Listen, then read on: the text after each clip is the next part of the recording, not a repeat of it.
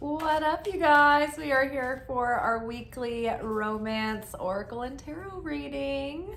I hope you're doing well. I just got in from a chilly little evening walk, so I'm all bundled up.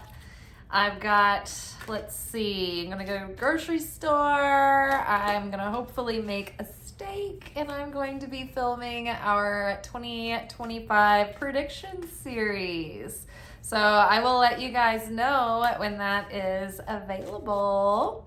In the meantime, let's check in to see what we need to know for our love lives this week. Ooh, pay attention to red flags. The signs are cautioning you. Well, we are almost out of our Mercury retrograde. We'll still be in the shadow of it just a little bit for the next week or so. And this is the holidays. So people have a tendency to be lonely, they get bored, they want a little affection, attention, they get sentimental this time of year. So whether it's you or maybe somebody else, be really intentional and self-aware about what your motives are or what someone else's motives are if they're trying to suddenly pop into your life over the holiday season. We are prime to be tempted by the Satan right now because we are on the threshold of our up level. And so we've been told over and over again that our soulmate or an equally yoked partnership could be very close around the corner.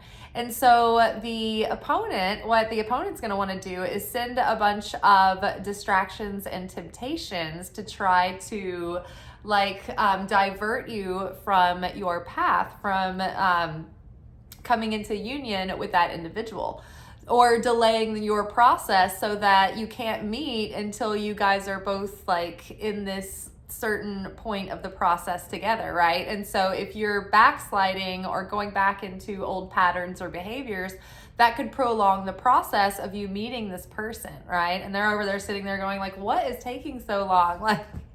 Convinced that's what's happening to me. My soulmate is getting caught up in a locked groove of patterning. I know I'm doing my best over here, but we are all vulnerable to this. I know I am for sure. I make my jokes, but I'm right in here, with you guys. So pay attention to red flags. Pay attention if you are, nostalgic and sentimental about wanting to reconnect with someone on a whim right now. Just really be comfortable with sitting with your own company and becoming really super clear in what it is that you value in a partner and what you're expecting in the next relationship. That way, as you are starting to see people and entertain options, you have a different perspective, right? You're waiting to see who they show you that they are. And when you see the red flags, you're not ignoring them, because in the past, on the old timeline, we might have turned a blind eye to those red flags, or maybe even not turned directly a blind eye, but possibly talked ourselves out of it and thought, oh, maybe I'm being too judgmental. Maybe I'm being critical. Maybe I'm, too quick to judge, and not giving this person the benefit of the doubt. But many times for myself, I have had an initial feeling about someone that gave me an off, feeling or a weird taste or, something about them. But there were other things about them that I thought, well, maybe I'm being a bit hasty. Maybe I'm being a jerk. Maybe I'm being an absolute C-U-N-T, So I gave him a shot, right? And as it turns out, I was absolutely right. So in a way, sometimes you can trust your little Judge Judy with it. If you're not being mean-spirited and you just have this hunch or feeling about someone, pay attention to that. All right. Ooh, let's see. What is this card? That kind of wanted to come through. Ooh, it is safe for you to love. So I know these seems counterintuitive when we just had the pay attention to red flags. But the thing is that if you are overcoming a tendency to be codependent or naive and look the other way, and you haven't Like you think, oh, I have trust issues because people, there's so many bad people. I'm a vulnerable little lamb, and the predators are, out to get me, and I'm, attract people that have ill intentions and psychosis and commitment issues and whatnot. The thing is that we have realized within us what it was that was causing us to get in these loops, right? So maybe it was the fact that you weren't educated enough on relational intelligence, and so maybe you weren't good at spotting the signs early on and making that cut while it was easy to move on from someone. And so maybe you have given trust faster than you should have, right? Because of naivete, right? You wanted, you maybe had an open heart and you wanted to give people a chance and the benefit of the doubt and trust them and, believe the best about people and look past their lower qualities. And you realized, you learned from those mistakes. And so now you know how to really vet someone and give it time for them to really show you who they are. Because people can talk like a big game and they can tell you all the things you want to hear. And they can behave a certain way for a certain amount of time, but there will be cracks in the facade. And if you're paying attention and you're cunning, you will see it. And the red flags will be there and your intuition will show you. And whether or not you choose to believe it is up to you this time. And so if you are vigilant about being keeping your trust with yourself by making others earn your trust gradually and prove themselves, then that's when it's safe for us to love, right? We've overcome our people-pleasing tendencies or our naivety that would have us look the other way. We are wiser and more experienced now, and we have more inner strength. And we're actually, a lot of us have built that interdependence to where we're happy enough on our own and we're satiated. We're not in need, or we're not craving anything. And so if something is not making our life dramatically better, then it's you're kind of not really that prone to quickly attach to something, right? Because you're I'm good either way. So you can give yourself a more honest evaluation. Okay. Ooh, let's see. What is this one? What's that? Oh, codependency. Haha, look at this. Right? I love it when the cards say the thing that we were just talking about. It's yes, more on this. Addictions are affecting your romantic life. So again, learning how to break free from a love addiction and an addiction to attention and dopamine. People can entertain these fantastical situationships that have no real material value. There's no real substance there. And they get caught in these things because they think something's going on, right? But what they don't realize is the other person is just getting hits of, fulfillment and satisfaction off of the attention, right? Off of that exchange. So be very careful to recognize and question yourself if you find yourself entertaining people that really aren't realistic choices or options, or this is not a person that you would take seriously in the long term, or they, you probably aren't compatible. Then you can walk away and not entertain that. Whereas before you might be you might get sucked into an attraction and not evaluate the logic and reason and the core values of the person. Because you get, caught up in the excitement of it all, right? And that makes you feel passionate and excited, and it gets your feelings all stirred. And so then you're perceiving that as being a good thing to go into. When in fact it might just be a trauma bond that is a chemical reaction to someone triggering you over and over and over again. And then you develop a chemical dependency to that dynamic. There could be an issue of if you have a literal addiction, it may be that when you get that monkey off your back, that's when you get to meet the person. it could be different for everyone, but if you've already had feelings or thoughts coming to you about this, then maybe experiment with giving something up for a while and seeing what happens.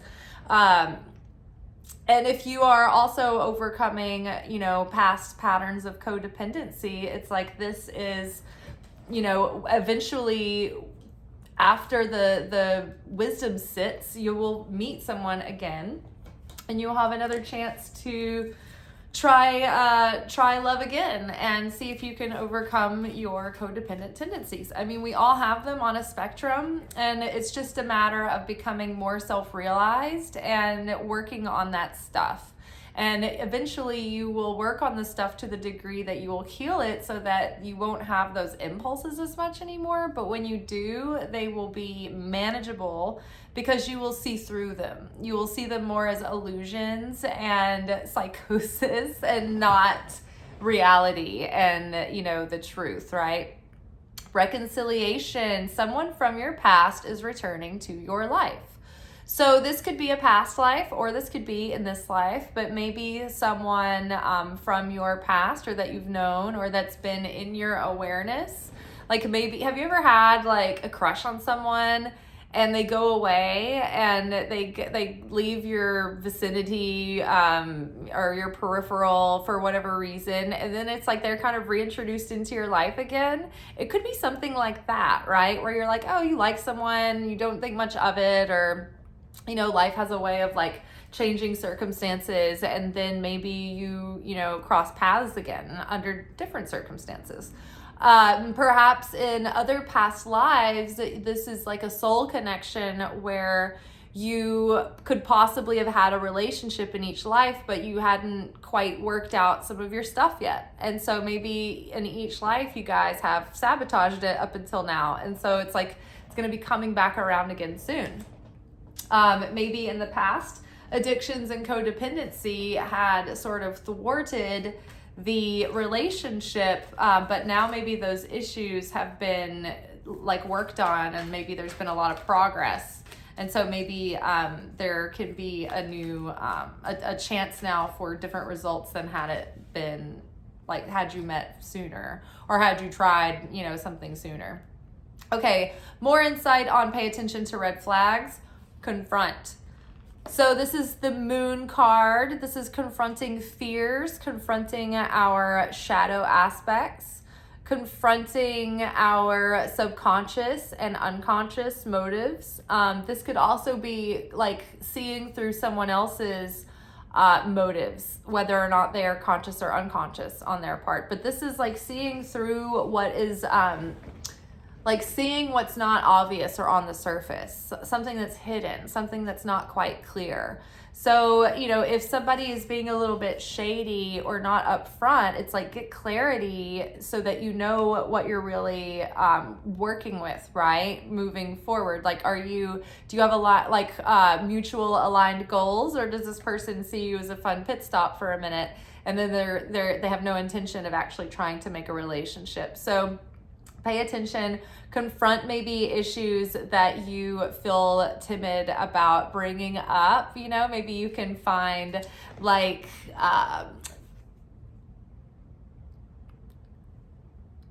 prudent ways of bringing up subjects that aren't in like a confrontational way, or that aren't too uptight or overbearing or too heavy-handed early on. Like you can have some charm and lightness and find ways of communicating the things that you desire, that you need, or that you're curious about in a variety of ways. But I know those subjects are like touchy, so it's easy to be in the wrong tone or the wrong vibe. So it's all about delivery and how you kind of spin it. A lot of times if you're just showing curiosity about a person and you're not really trying to relate it to how this is affecting you. You're just like, oh, I'm curious about you. What are you into? What are you looking for? A lot of times that person will reveal their real intentions and character. And so many times we just look past it, right? Like somebody is going to tell us like, oh, I'm just looking to have a lot of fun and meet people, and I'm going to go off and travel, and I love like living out of this place and like go to that hostel and whatnot. Like that person is not going to want to be in a serious relationship. They're not going to want to put down roots. But you might find yourself being attracted to this person and like looking past it, being like, oh, once we're in a committed relationship, they'll just settle down. It's like, so confront these things, confronting these patterns, and really being willing to see the things that maybe you don't want to see about people early on, so that you can leave before you get emotionally attached and it's harder to make those judgment calls. Okay, it's safe for you to love, daydreams, and decisions. So 7 of Cups. 7 of Cups usually depicts a person that's looking at these 7 cups in the sky. And each cup has like different archetypal symbols. Some of the cups represent victory, abundance, love, good fortune. Some of the cups are dragons and threats and danger and poisonous snakes. So it's like, what's an opportunity and what's a test? When it is safe for you to love, it is when you know clearly what you want. You've spent time dreaming and imagining and connecting with the vision of the partnership that you think that will bring you the most joy and will meet your needs. And you don't get fixated on a specific person, but you understand the core values and essences and nature of what that kind of partner would be like.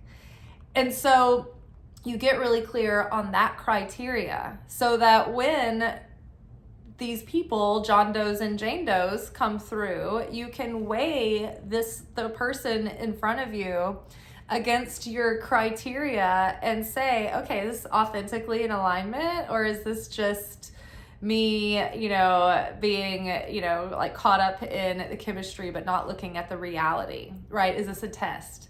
Is this person not really, good for me in the long run? And they could be a perfectly wonderful person, but you might just not be right because you may not have the same exact goals, or you may not be fully compatible, or just not meant to be, right?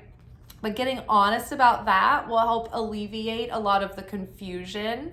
And when you can alleviate at least that much confusion, then you can, narrow down these options. And when you can, it's like if you can identify a test early on and say, okay, I see that I'm being tested. I'm not going to entertain this. I'm going to pass this test. I'd rather hold out for the real thing and not settle. I'd rather hold off and be a little bit lonely and a little bit bored and wait until the right fit comes that I know is right for me, rather than settle for something because of antsiness or ennui. And so that is when it's safe for you to love, because then you will be making a decision from a place of real free will and sovereignty, and not from reactive, like, oh, I'm hungry, oh, my addiction is flaring up, I just want to be satisfied, I want the gratification, I want the high and the hit of the romance, right? You're not lulled in by that. You're not driven by your emotional impulses. You're making like wise choices, and like choices that you've learned from experience, what works and what doesn't for you. That's when it will be safe for you to love. Okay, codependency. I feel like this, okay, so this top one, a dedicated effort. So the 8 of Pentacles is about like putting in the effort for like long-term study and apprenticeship. So in an emotional way and a spiritual way, this is like when we commit to doing that inner work and that inner healing and building that relationship with ourself and with Source, and finding that ability to feel fulfilled and fill our love tank without having to reach outside of ourselves. So it's been through a dedicated effort to realize our codependency and transcend it and heal it and kind of get that under a certain level of mastery. But I think that when you're working with codependency, it'd be foolish to think like you've completely got it nailed. Like it's not ever going to go 100% away, because we're human beings and we need each other. So I think it's like wisely knowing where you are at any given time on the spectrum, and being really honest with yourself about it and self-aware, and practicing that self-control, and having come to that, done all that work and come to that point of building that strength and that discipline. Because you know what? So many of us have the intellectual understanding of what we should do, but it's actually exercising strength and discipline to not do, or to do the things that we know we should do and not do the things that we know we shouldn't do, right? Like how many people know that person that they just can't help but drunk call that person, or that text that person, and it's like they know it's bad for them and they know it's a bad idea, but they just can't help but do it and do it and do it. So it's about the willpower to follow through on the intellectual understanding. That's what really counts the most. And so because we have made this effort, we now are starting this new chapter off in like on a clean slate, on a new path, as like a new person, like out with maybe like a new cycle ahead, so that we have a chance to actually have a new experience this time, a different experience than we have in the past. So that's here with the Fool card. So major arcana, the beginning of the tarot, we start back at 0. We've come back full circle. We're at the ground zero to start. And that's good, right? Because we're starting a whole new cycle with a whole nother level of awareness, and another like shot at having maybe a successful relationship this time. Reconciliation could even mean, it's maybe not even about a specific person, but it could mean that you've healed your relationship issues. And now when an equal, soul partner comes around again, it's like, okay, now you have a chance to actually reconcile your relationship issues. You guys, 2 of Cups. This was our daily single card reading as well on my shorts. I feel like the color on this video is very vivid today. So 2 of Cups is the coming together of 2 like-energied, like-souled individuals, like-minded, like-hearted. This is 2 kindred spirits, equals, coming together. I really think that we're very close to meeting someone who has like a mutual interest, that they're equally yoked with us, that we have like equal spirituality and beliefs and energy with this person. And so just hold out hope. Don't rush ahead. Like this is coming in with someone from your past is returning. So be on the lookout.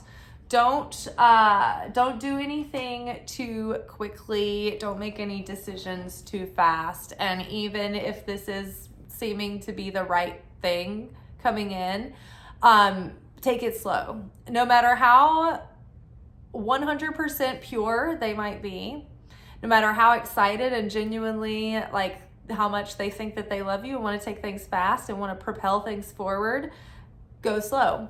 Because inevitably, every single time this happens, when people go fast because they get drunk in the excitement, they hit a wall about 3.5 to 4 months in, when suddenly it's all caught up and snowballed, and they kind of like their nervous system finally has a chance to settle down, and they're like, oh, holy shit, I have gotten myself really in deep and I didn't really think it out properly, and maybe I made these, I got myself involved in haste.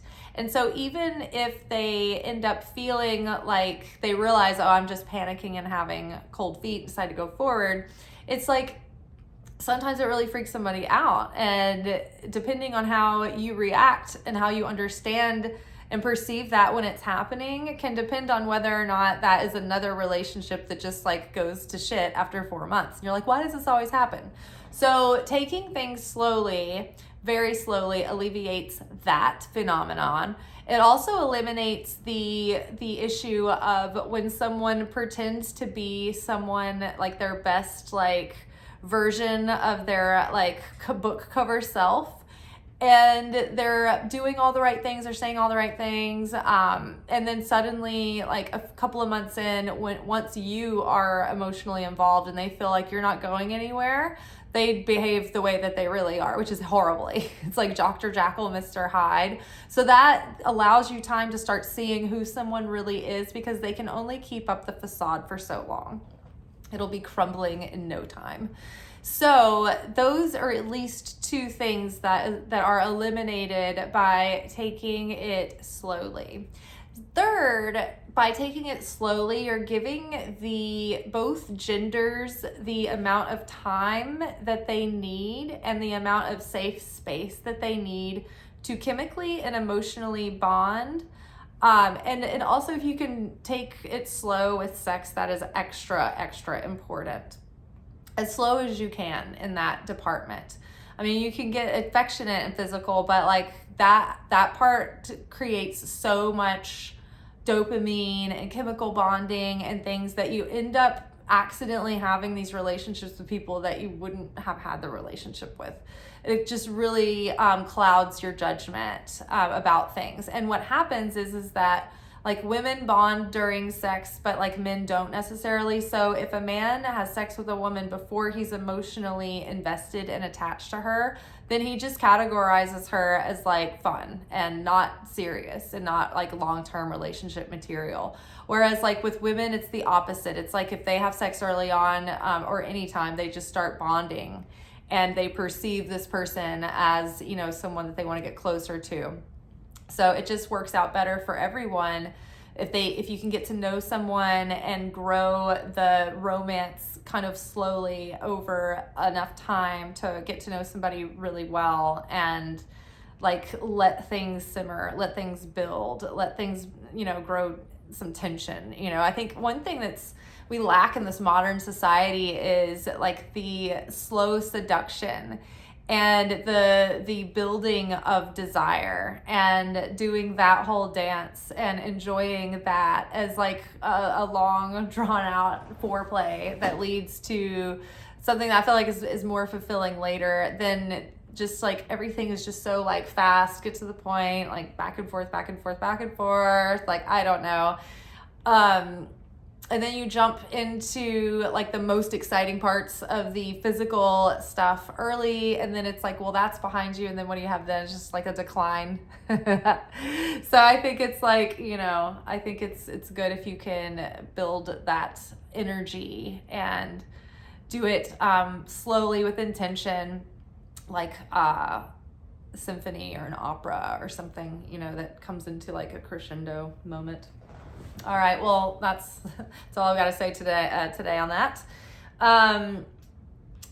Yeah, awesome. I think this is great. I think we're realizing our old tendencies that maybe slipped past the front gate, slipped under the radar, and so now we're more savvy, more vigilant, more prepared. I think we have healthier boundaries, so that helps us also relax and open up better as well. Ironically, when you have strong boundaries, it's safer to be open and vulnerable because you know when you should be and shouldn't be, right? And like when to pace that and how to sort of like let that happen gradually as well. All right, before I go on to another tangent, I'm going to sign off. I'm going to be filming our 2025 prediction series tonight, so I'm going to go on with that shortly. I will talk to y'all tomorrow for our weekly reflection message. Until then, ciao. Thank you for watching. If you enjoyed this video and you got something out of it, then please give it a like. Subscribe to the channel. Turn on notifications to be notified of when I drop content. Like the videos, comment, share them. Anything that you do helps these messages get out to other people who need them. So you watching a video and taking an action on it actually makes a positive difference in someone else's life.